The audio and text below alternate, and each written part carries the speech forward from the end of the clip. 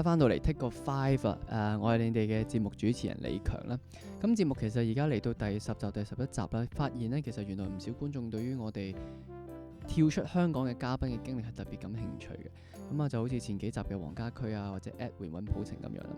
咁透過一啲香港嘅藝術家，我哋可以了解到香港以外嘅劇場藝術到底係點樣啦，呢種世界性嘅視野到底係點樣。咁我自己都好有興趣嘅。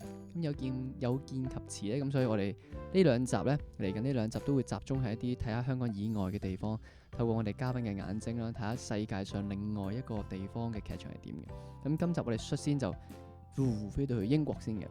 咁就係世界聞名嘅愛丁堡藝術節同埋藝穗節嘅，咁有咩分別？陣間再同大家講。而今集咧邀請嘅嘉賓係相當不得之了嘅，係相當犀利嘅。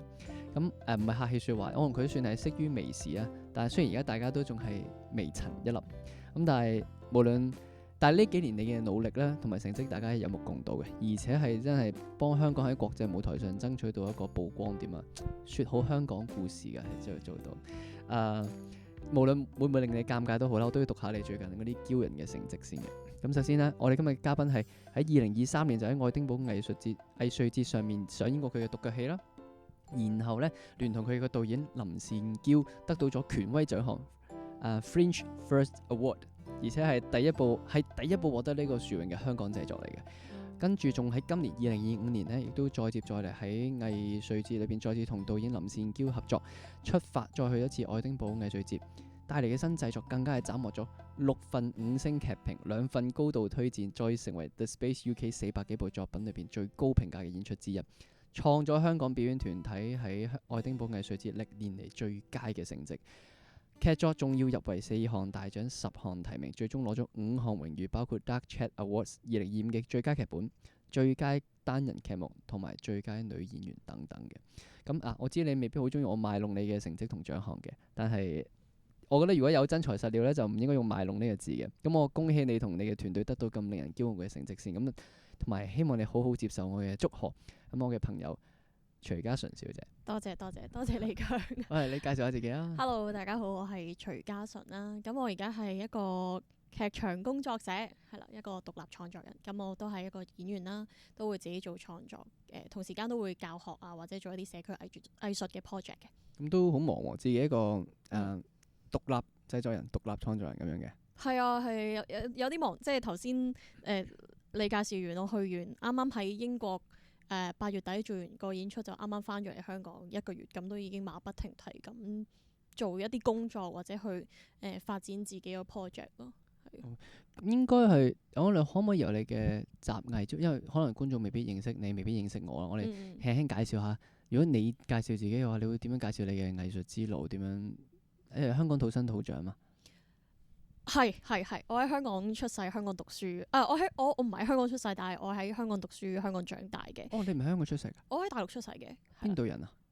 呢個都要講㗎嘛？哦，你可以唔使講嘅，純粹係直觀有興趣就問下啫。OK，廣東省嘅人啦。不過我係一出世就已經跟爹哋媽咪喺香港，之後出世唔係香港出世，跟住我長大都係喺香港，即係幼稚園啊，一路讀到大學。我係以前係記者嚟嘅。咁所以我大學嘅時候讀嘅 degree 係新傳系咁樣啦，跟住2020年開始就踏入呢個圈子，19年嘅時候就讀咗鄧樹榮戲劇工作室嘅形體訓練課程，即係課青年人嘅。跟住讀咗2年之後咧，就去咗意象作業，就係天邊外嘅天邊外係佢前身啦。跟住喺天邊外嗰度讀咗戲劇課程1年，跟住就去到而家啦。咁期間咧都有去學跳舞啦，有學現代舞啊，同埋有跟一位老師就研習呢個 contact improv 嘅，都有跟老師去學下聲音或者音樂嘅嘢。雖然唔係好叻咁，但係都有跟都有學緊。你好謙虛啊！係啦，即係因為我以前冇學過音樂啊，所以咧呢2年學聲音唱歌咧係學到撞晒牆嘅，但係都叫做打開咗一個新嘅世界咯，係啦。所以啱啱開始計19年開始5、6年嘅事，你成為一個表演者或者開始雜藝嘅過程。係啦。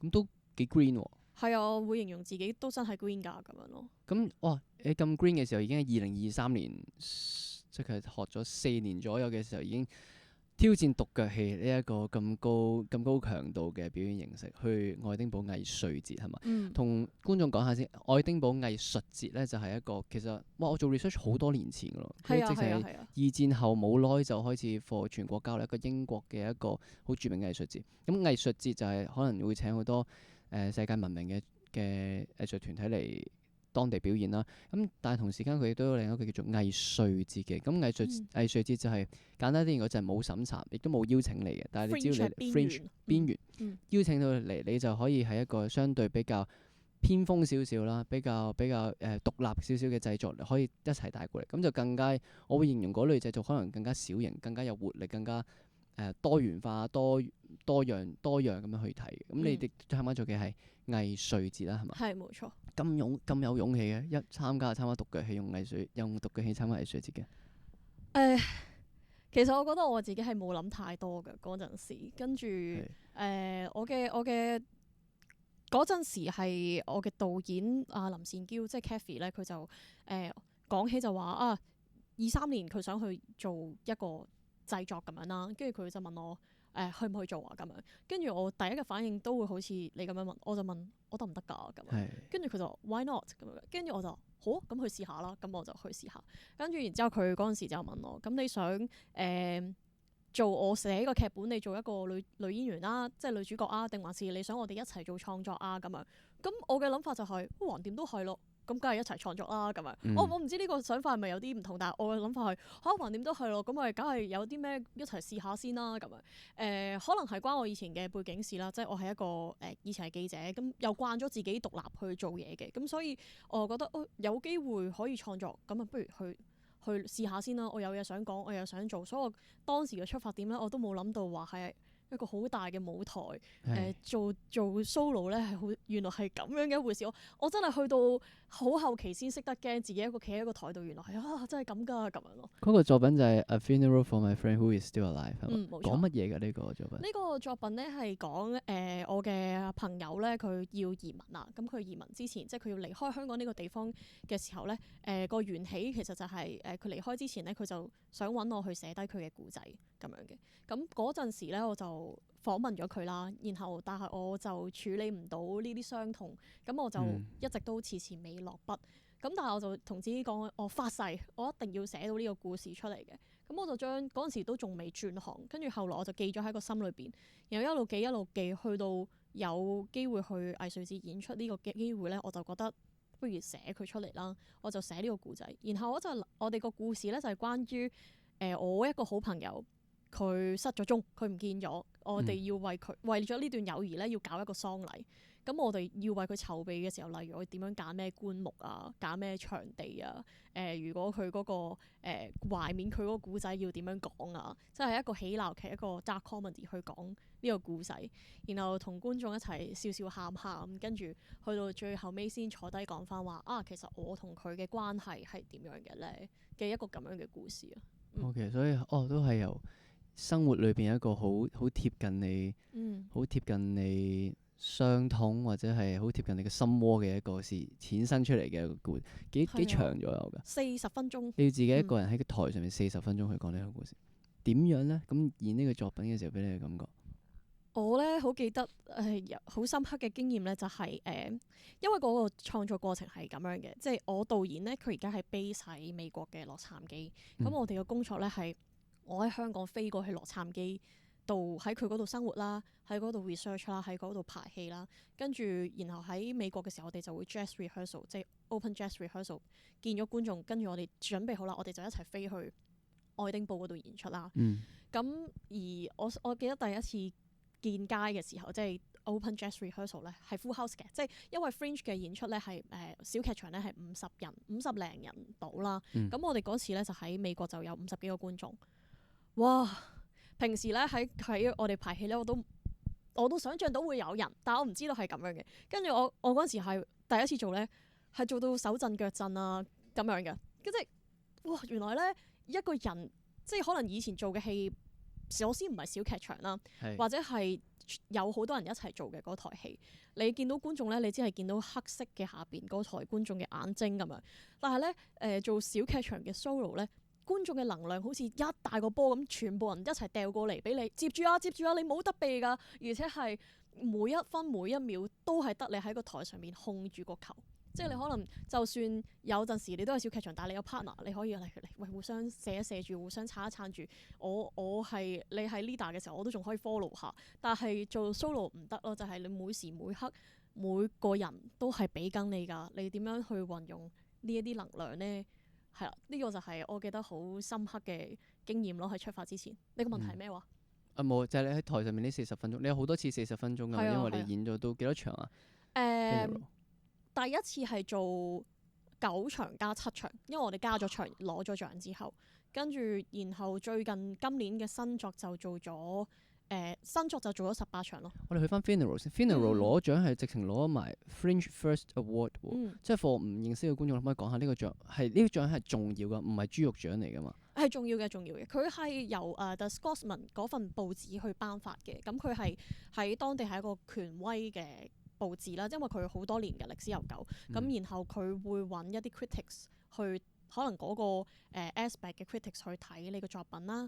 咁佢睇完之後咧，佢就會有份 review 嘅。咁達到某一個星，可能4星以上，係4星以上咧，咁佢就會再請 review 啦，或者係佢哋個 newsroom 入邊嗰啲 editor 再過嚟睇。而嗰個 editor 佢哋一致都覺得好啦，咁佢哋先會頒獎嘅。而且佢哋嗰個份量重係重於唔係淨係睇你個作品嘅，佢個份量係揀你喺英國首演啦，同埋你係 new writing， 即係你唔係翻譯劇啊，或者唔係重做嘅。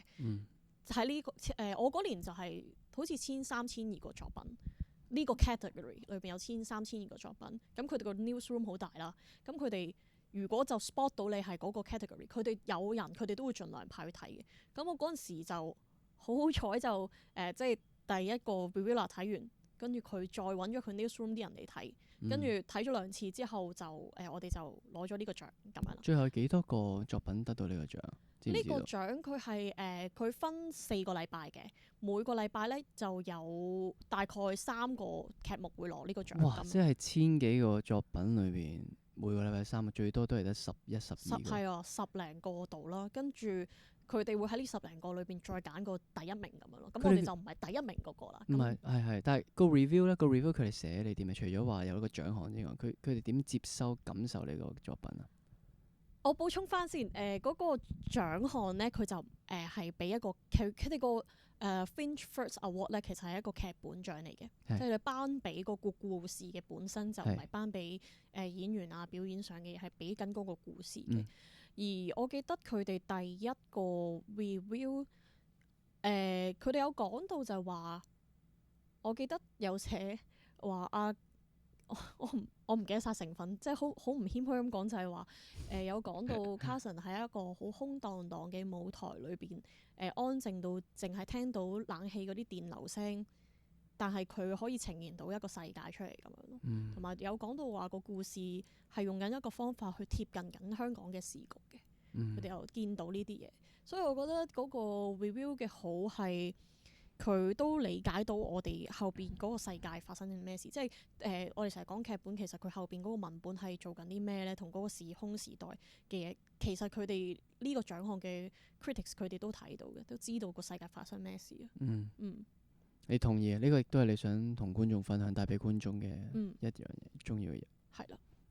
咁去到你呢個就首戰勝啦。我嗰陣時喺香港睇到呢個新聞都 feel excited 嘅。但係因為我冇去過愛丁堡藝術節或者藝術節啦，但係總係聽喺行內做一段時間，都總係會聽到唔同團可能帶自己嘅作品去嗰邊，都未嗰陣時都唔多聽過咁令人 excited 嘅消息嘅好消息嘅。結果咧唔止喎，你今年2025年又係同導演林善嬌 Catherine 再一次去，今次帶嘅作品係阿媽，係咪我有冇發音錯？阿媽，唔係係咩話嚟？客家話定福建話嚟？阿媽18場嘅演出，今次仲要係我覺得比上次至少個獎項更加多啦，更加多 review 啦。我唔知你可以話俾我聽，到時你實際上客觀上其實點？但係我覺得今次嘅成績好似更加驕人，甚至乎係歷年嚟最佳成績。啱啱我一開頭有講過咧，好多嘅5星劇評，好多嘅高度推薦，最後入圍4項大獎10項提名係橫掃啊！我會用一個字，最後好似攞咗嘅獎5個獎項，包括最佳劇本啦、最佳單人劇目、最佳女演員，係咪仲有最佳導演諸如此類？係另一個獎嘅最佳導演，跟住同埋仲有一個獎，佢係頒俾如果你個獎係有多嘅 review，即係一啲認受性比較多嘅 review 嘅話咧，佢都會頒翻個認證俾你咁樣嘅。咁你哋絕對係啊！你哋絕對係一個。係我嗰一輪7、8月嘅時候 keep 住睇你 IG 嘅時候就。今日又多咗新嘅5星星啊！今日又多咗新嘅5星星啊！跟住我係哇嘅感覺嚟，但係所以就嗰陣時就亦都好期待你翻嚟香港分享呢個劇作呢個經驗本身係點樣？阿媽咧，你可唔可以講下今次阿媽成件事啊？上一次咧 Funeral 個作品就係我同導演一齊寫嘅，咁嗰陣時嗰個工作方式咧就係我哋兩個咧好有趣嘅就係我喺佢屋企度住啊嘛，咁我哋會好多時候會一齊生活啦，一齊傾偈啦，我就會同佢講啊，其實我呢幾年轉行啊，或者我喺生活上我身邊嘅朋友嘅嘢係點樣啦，我會寫好多我嘅見證嘅嘢俾佢聽，我觀察到嘅嘢，跟住咧好多時傾完之後咧，我哋就會一齊 devise。跟住，因為佢上一次佢係導演啦，佢係監製啦，劇本我哋一齊寫嘅，跟住我係演員，咁我哋一齊 devise 完之後咧，佢就會創作寫成一份劇本，我哋就一齊寫嘅，所以份劇本。今次咧阿媽就係林善嬌係監製啦、導演同編劇，我只係演嘅，即係我只係主演嘅，都係 solo 嚟嘅喎，今次都係啦。咁個作品就好唔同嘅，上一次咧Funeral 咧係一個。我形容咧，佢嗰個情緒係上上落落、上上落落咁樣嘅。佢情緒又好，動作又好，個 rhythm 佢都係上上落落。但係今次阿媽咧就係好靜嘅，佢要好沉穩咁樣去講一個故事。個故仔咧就係阿 Kathy 阿嬌咧佢寫嘅，就係佢由佢喺加州今年年初洛杉磯嗰層山火咧，佢住喺嗰個區咧就要撤離，佢要搬屋。即係佢要短暫撤離去佢屋企人另一個地方啦，搬走咗1個月度，跟住佢就喺嗰陣時就反思翻啦。其實生命去到一個關頭咧，如果你要搬屋，你要帶走一啲嘢，其實你可以帶得走啲乜嘢？喺嗰度咧，佢就開始寫佢嘅故仔，佢就寫翻起佢嫲嫲經歷過嘅好多嘅唔同嘅事，即係佢嫲嫲由以前10零歲屋企嘅變故，去到遇到佢爺爺，跟住然後去到佢哋嚟咗香港嘅生活，佢一個福建人唔識廣東話喺香港嘅際遇啊，跟住去到佢要湊大佢個孫女，佢哋兩個感情好好嘅阿嬌嘅童年嘅往事啦，跟住去到到佢嫲嫲年紀去到一個年紀嘅時候，身體開始有啲毛病嘅時候，佢又點樣回應佢嫲嫲而家呢個現狀呢？佢就去寫由佢嫲嫲嘅一生去講，其實生命嘅韌性係啲乜嘢咧？即係人性去到一個關頭，佢嗰個強硬喺邊度？所以係一個佢哇咁樣聽落似係佢俾佢嫲嫲一封情書咁嘅嘢。係啊。你喺入邊咧，你係扮演我係阿媽。我覺得好好玩嘅。今次個劇作係我同一時間咧係會係阿嫲啦，我都會係阿嬌嘅，即係導演本人啦。同一時間都係唔同歲數嘅佢哋咯，即係我可能係阿嫲嘅10零歲，有可能係阿嫲嘅而家呢個歲數90幾歲啦，佢嫲嫲，但係仲在生嘅，所以阿嬌就覺得我要趁我嫲嫲仲喺度嘅時候要講出嚟我想講嘅嘢咯。咁佢就寫咗呢封情書，呢份禮物。好好啊！呢個心，跟住然後我有做過林善嬌嘅細個啦，跟住都有做過林善嬌20幾歲嘅佢後生嘅時候嘅佢，同埋佢而家 as 一個媽媽嘅身份嘅佢咯，係好多好有挑戰性，好好玩。咁睇嚟你都遇到你嘅伯樂喎，或者係你嘅好重要嘅貴人阿林善嬌 Catherine，可唔可以講下你哋點樣認識，或者佢可以簡介佢背景？佢係攞咗香港ADC 啊，我冇記，我做佢少少，佢攞咗係咪戲劇獎嘅新秀定係戲劇新秀？24年我冇記錯。係好啱㗎啫。係啊。你哋點樣認識嘅？或者佢係一個點嘅人？我哋點樣認識？我哋佢喺我大學嘅時候，我讀緊新傳系咧，嗰陣時就drama 組就搞咗啲 drama workshop， 跟住我哋嗰 drama workshop 嘅導師就係阿嬌。咁我就上咗佢好似4節嘅堂，跟住佢就上中咗我，就去揾我去做佢啲劇咁樣。讀緊書嘅時候，跟住然後就但去到畢業我就同佢講，我唔會做呢啲㗎啦，我淨係會做記者，以後唔使揾我㗎啦。咁但係佢係一個佢就好似一個 mentor 咁樣，佢都會好錫我哋呢啲年青人嘅，佢就會一路都得閒就食飯啊，得閒就帶我哋去睇 show 啊咁樣，所以就一路 keep 住都係好好朋友嘅角色咁樣咯。跟住去到後尾我轉行啦，我都有同佢講話啊，我轉行啦咁樣，我又翻嚟呢度啦咁樣。然之後所以去到23年有一個契機嘅時候，佢就問要唔要一齊做劇啊？好試下咯咁樣咯。咁所以嗰次23年嘅時候係久違嘅，已經合作過啦之前，但係久違嘅再一次合作。係啊係啊。有咩唔同咧？或者係佢都唔係個背景都唔少嘢喎，佢係攞個戲劇新秀獎喎，再加亦都有 Fringe 嘅連續2次對你哋成個團隊嘅認可或者係嘅認同啦。咁再加上你話佢係 base 喺美國，而且仲係個媽媽添。係啊係啊。哇，好忙嘅一位戲劇人喎。係啊係啊，佢以前都喺香港做劇場嘅，咁只係佢後來去咗美國讀神學，咁佢就遇到佢先生，佢就定居咗喺美國咁樣啦。跟住佢喺香港嘅時候，除咗有做劇啦，有做編劇，有做導演。佢以前個團叫三木劇團。三木劇團係啦，然之後佢都有喺香港搞過 festival 嘅，即係不貧窮藝術節都就係佢搞嘅。OK。係啦，應該我哋呢一輩都有好多年青嘅 artist 都有參加過呢個 festival。跟住後來佢就去咗美國讀神學，結咗婚。佢嘅身份係非常之多元啦，佢係劇場啦，跟住佢都係一個牧師啦。OK。佢都係一個媽媽嚟嘅。係啊，咁佢 base 喺美國啦，但係佢成日周圍飛嘅，即係佢歐洲有 connection， 佢又會飛去歐洲啦。可能喺香港佢又飛翻嚟香港啊，或者台灣啊呢啲，佢好 global 嘅，我覺得佢係。咁有冇話你同佢再次相遇、再次合作啦？喺呢23年、25年呢兩個獨腳戲，佢有冇俾咗啲咩？同佢合作有啲咩 inspiration， 或者係對你嚟講嘅影響係啲咩？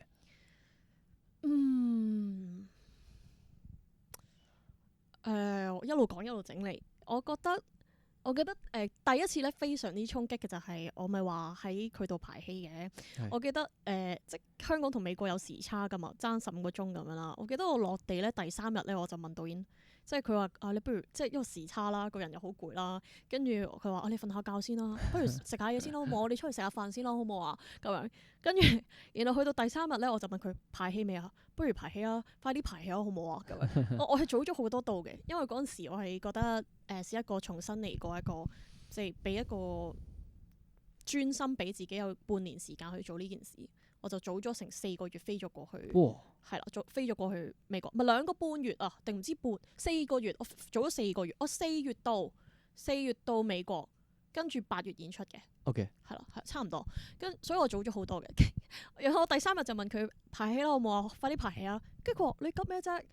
佢話生活下先啦，好唔好啊？你瞓下覺先啦，食多啲嘢先啦，好唔好啊？跟住我話唔係咧，香港唔係咁排戲㗎，我哋0923嚟㗎，排戲啦，好唔好啊？咁樣跟住然之後，我記得嗰陣時佢嘅朋友都有提醒咗一句，即係因為喺美國唔係淨係喺藝術圈子㗎嘛，佢身邊有好多唔同嘅朋友，跟住有一個係做嗰啲叫咩輔導心理學嘅職業嘅朋友，佢就講話即係藝術嘅本質係嚟自於生活啊嘛。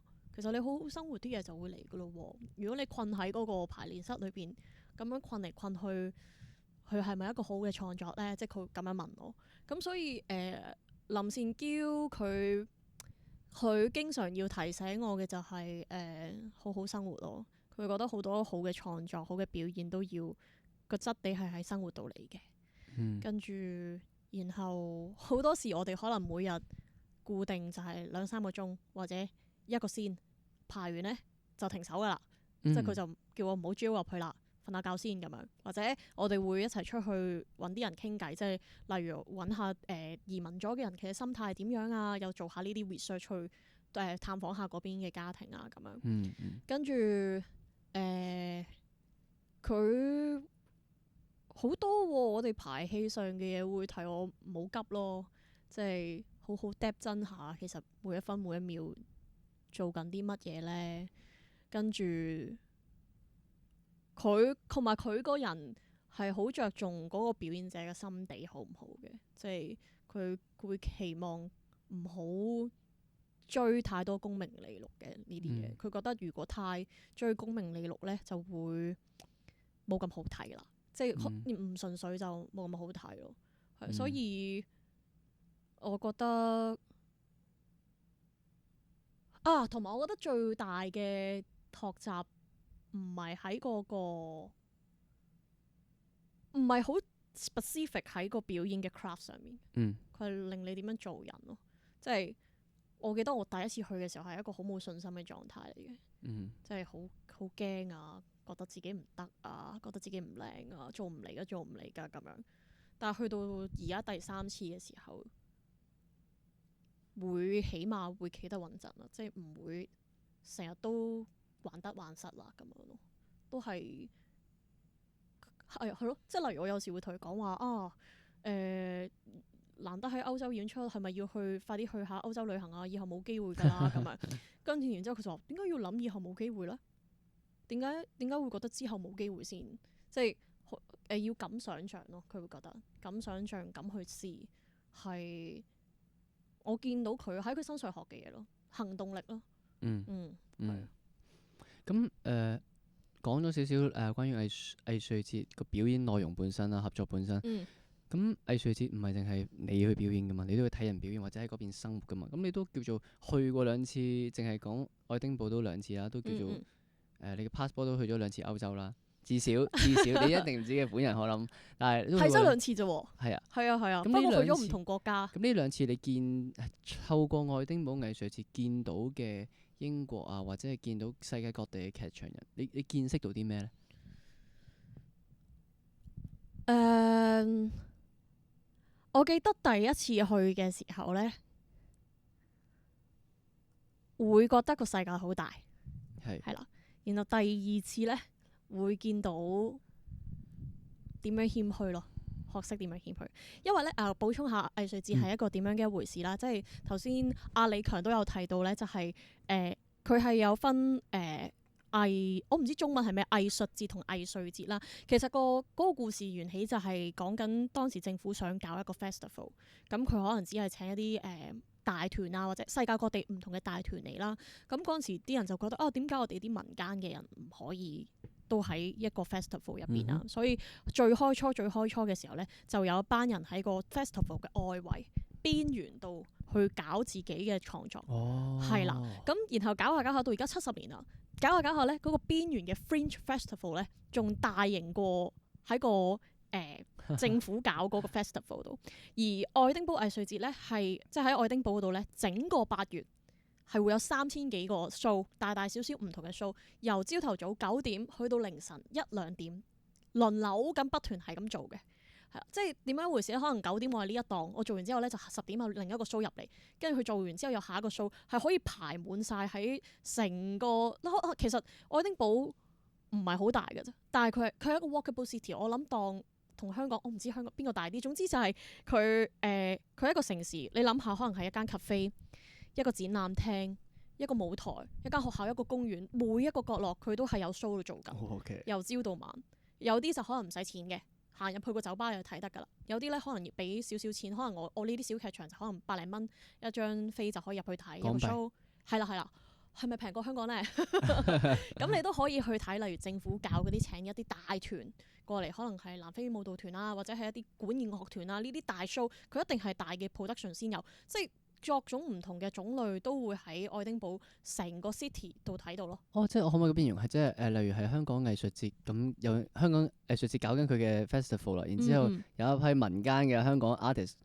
咩？淨係你請翻嚟啲人先做得啫？等我又喺你哋喺文化中心出邊搞一林浸 show， 喺文化中心啲酒吧、麥當勞裏邊傾晒合作，我哋自己搞啲民間 show， 咁嘅意思啊？係啊，哇，好有生命力喎！但係你要想像嘅係真係度度都俾你搞咯，即係政府邊度都可以出邊文化中心出邊嗰笪地又得，隔離嗰條樓梯又得，隔離間 cafe 又得，係天星小輪又得咁樣咯，係啊。OK，呢個好正，呢個 concept 好好。所以嗰陣時，我記得第一次去嘅時候，哇，好似一個個大開你出醒咁樣，係即係我個導演已經去過10幾次啦，咁佢就帶咗呢個靚妹去睇，覺得哇！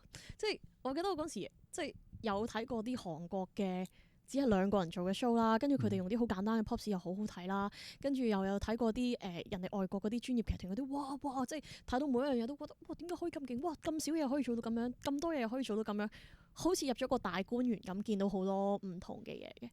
跟住然後到第二次嘅時候咧，我去睇咧就個眼光就開始有少少唔同啦，就係、加上可能今次個場數做多咗啦，上次係做完9場，休息1日之後做7場咁樣，咁今次咧係連續做18場嘅，中間都有日 break，但係 non-stop 噶嘛，因為咁今次就會 focus 咗喺例如自己點樣可以維持住呢18都可以係一個好嘅身心狀態去好好演出，所以同埋咧喺愛丁堡演出咧，睇 show 咧都係一個學習嚟嘅，即係你唔可以淨係 focus 話我做完我今日嘅嘢就算㗎啦，我就摁腳去 shopping 去休息去飲咖啡，唔係咁樣嘅，即係你係要睇埋 show，你就要咁先學到嘢嘅。咁所以咧，我今次去睇嘅時候就會諗緊，哇，點解有啲表演者咧，佢哋今年個 trend 又唔同咗啦，即係點解有啲表演者可以一日做2場 show， 一日做3場 show。或者一日做2場唔同嘅 show， 哇個狀態都可以咁正嘅，連續做3個禮拜，哇好 fit 啊，好正啊！甚至乎有時睇下新聞就會喺度諗，點解有啲人咧，有啲 artist 咧做 Broadway 嘅上晝仲可以去跑馬拉松，跑完馬拉松之後，佢再夜晚 on show 都覺得 I'm fine 咁樣，跟住覺得哇，我就會見到嗰啲表演者嘅厲害，同時間咧因為完咗，大家會傾下偈咁樣噶嘛，就會見到佢哋就算係一啲好叻嘅人咧，佢哋都係好 humble 嘅人嚟，即係佢哋都會互相因為我哋今次去係一個 platform 咁去啦，我哋 Asia Base 嘅一個平台就有3隊香港隊同埋3隊台灣隊一齊去，咁有時就會聽到席間大家就會 share 啦，咁就會講話有時有啲英國有好大個觀眾群嗰啲大團咧，佢知道香港有朋友過嚟演出咧，佢會過嚟幫佢派 leaflet 噶，會過嚟睇完你個 show 之後。去你個 show 完咗之後咧，喺門口幫你派 leaflet， 你就會覺得咁厲害嘅人，佢哋都係咁謙虛，同埋佢哋唔會講話你而家喺到時你將來努力啲啦，即係佢哋唔會講呢啲嘢嘅，即係佢哋會同你講你而家都做得好好喎，見到你有你嘅方向發展緊喎，慢慢嚟啦咁樣。原來係好平常咯，即係佢哋可能好多外國嘅人就係可能係一個化學嘅博士，同時間佢係一個博位演員，即係類似係呢啲點解？我哋嘅人生嘅時間都係一樣，大家都可以，佢會做得咁好嘅，點樣兼顧同時間都可以兼顧得咁好咧？咁樣咯，係啊。OK， 呢個係呢個我冇估到，你啱啱對喺愛丁堡嘅見識當然好多 show 啊 bling bling 但係果然係真係細緻啲講起同喺嗰邊認識到嘅人，果然最美嘅風景都是人啊！即係關於人點樣同你互動嗰啲，總係會最深刻。去到話呢兩次喺愛丁堡藝術節遇到唔同嘅作品，你自己都俾咗唔同嘅作品俾咗唔同嘅觀眾。有冇話邊一場邊一個觀眾或者係邊一個甚至你睇嘅演出，揀一件事嚟講，仔細地講嗰個最深刻嘅事啊？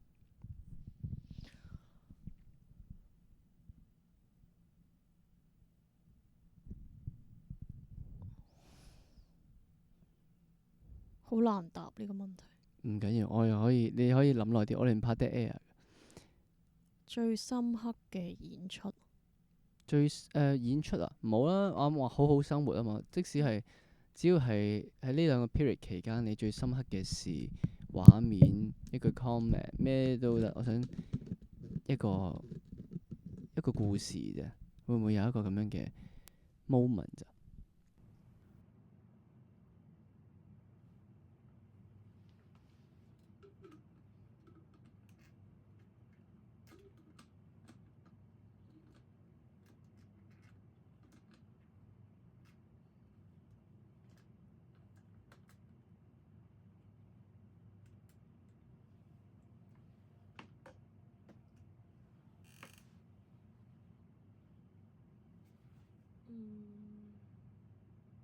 我可唔可以先補充翻頭先嗰條問題先？嗰個遇到嘅人啊，即係咧，我23年去嘅時候咧，係多啲空間可以同到啲唔同嘅團去認識啦。跟住我記得我喺23年嘅時候睇過一個 show 咧，係台灣嘅 show 嚟嘅。跟住咧，佢哋其實都係講緊佢哋個土地嘅關懷嘅嗰樣嘢啦，即係對於土地同歷史嘅關懷。咁佢哋係好簡單，其實係佢哋係 puppet 嚟嘅。咁就係講一隻手想揾翻一個身體嘅故事，係啦、跟住然後去講回家呢個 topic。我記得我睇完之後咧就淚流滿面咁樣，然之後我就點解原來演出咧係可以咁簡單就得㗎，即係唔好雕花，即係覺得最緊要係你個初心同埋嗰啲叫咩啊？我覺得有甚至乎有啲大智若愚嘅感覺嘅，咁我就上次我做完我睇完之後咧，我就打卡上網打卡，我覺得好好啊咁樣。然後佢哋嘅團隊咧睇到之後咧，佢都知道我喺愛丁堡演出咧，佢哋過咗嚟睇我嘅演出喎。跟住佢哋睇完我嘅演出咧，佢哋又淚流滿面，佢哋又好中意喎。然之後我哋就做咗朋友咯。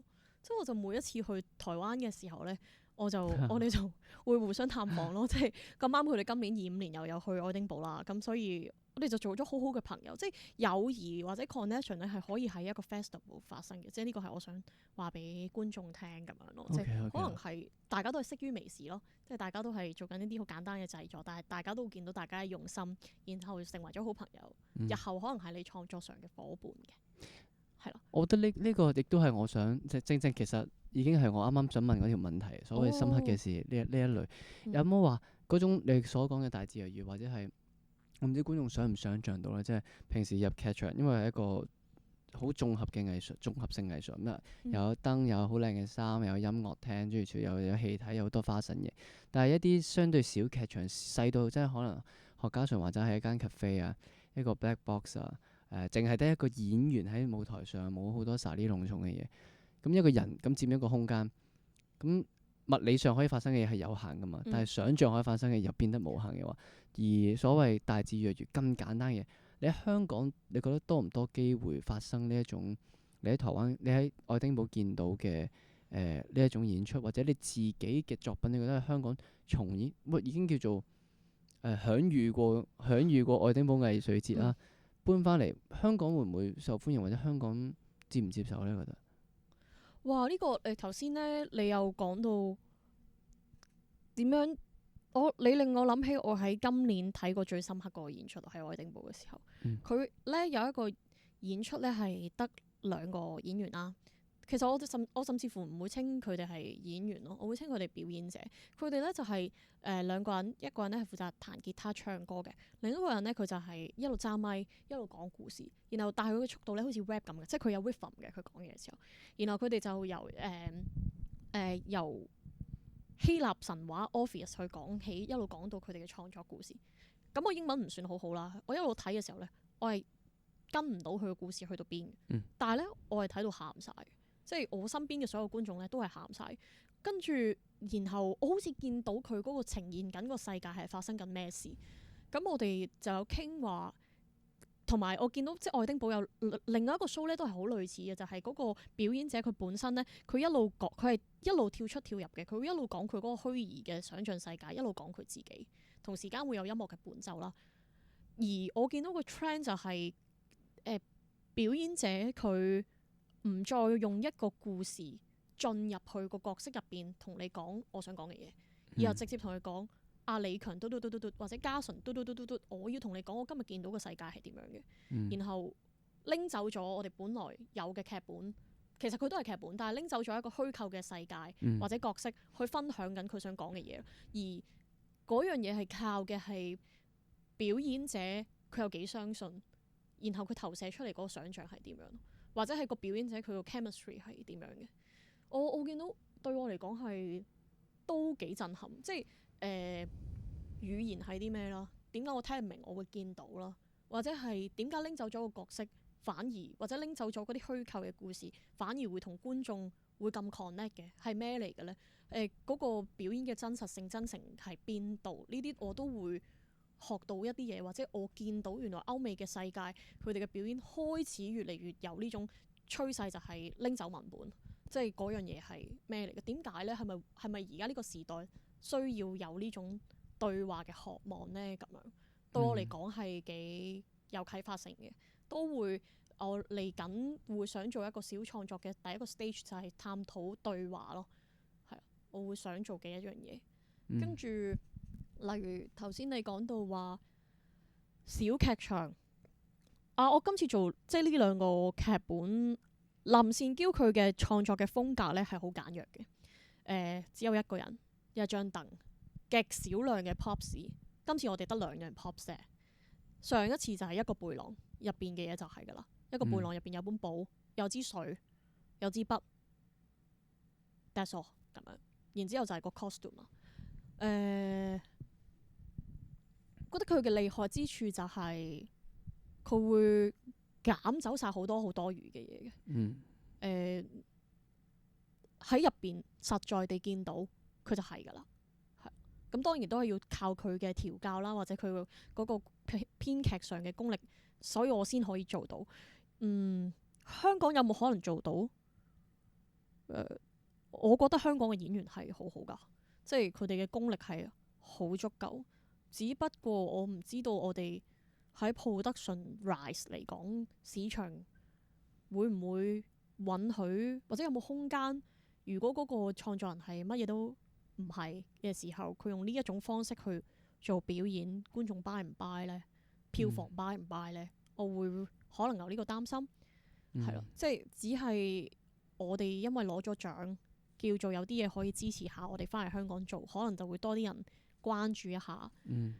咁係咯，唔係我覺得簡約劇場或者 physical theatre 香港都好多啊，而家係啊。你呢個問題你嘅 concern 係呢種其實與其話係呢種演出嘅質地，或者呢種對表演嘅信心，對呢一種演出唔係好多時候呢種重嘅，簡單啦，真誠啊。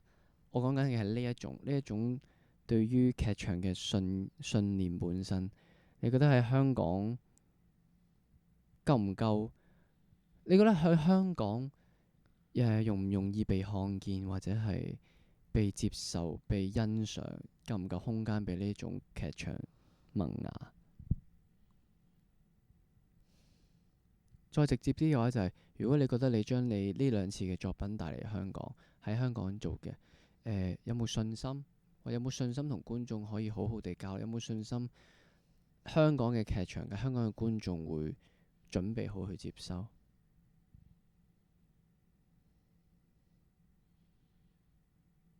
我對我哋自己作品係有信心嘅，因為故仔係一個好故事。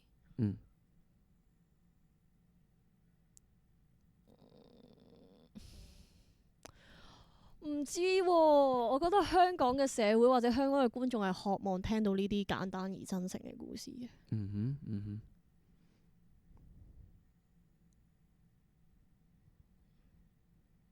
但係我都真係唔知道嘅，因為我有留意到，我覺得近年好似嘅劇場有個 trend 係